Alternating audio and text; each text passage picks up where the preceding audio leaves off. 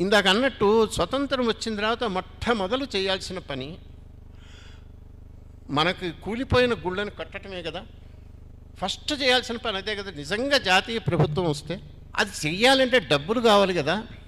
ఈ గుళ్ళన్నీ కట్టించిన వాళ్ళు ఇదివరకు మన రాజులు కదా. గొప్ప గొప్ప రాజులు, చక్రవర్తులు, సామ్రాజ్యాలు వెళ్ళిన వాళ్ళు మనకి దేవాలయాలని కట్టించారు.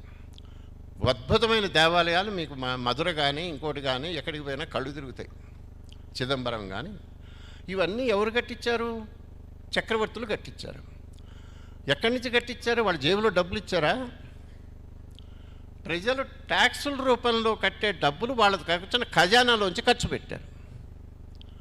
అంటే రైట్ రాయల్గా ప్రజల నుంచి ఏదైతే ట్యాక్స్ రెవెన్యూస్ వస్తాయో ఆ రెవెన్యూస్ని మన చక్రవర్తులు, మన రాజులు, ఈ దౌర్భాగ్యులు మన పాల పడనంత వరకు మన డబ్బులు మనకే ఖర్చు అయినాయి. అందుకే మన గుళ్ళు, పెద్ద పెద్ద గుళ్ళు కట్టించారు, వేద పాఠశాలను కట్టించారు, అగ్రహారాలు ఇచ్చి వేద పాఠశాలను నడిపించారు, వేద పండితులను పెట్టారు, శాస్త్ర పరిశోధనలు చేయించారు, గొప్ప గొప్ప విశ్వవిద్యాలయాలు నడిపారు. అవన్నీ కూడా ప్రజల సొమ్ముతో కదా వచ్చింది. మరి ఎక్కడి నుంచి వస్తాయి రాజుకు డబ్బులు?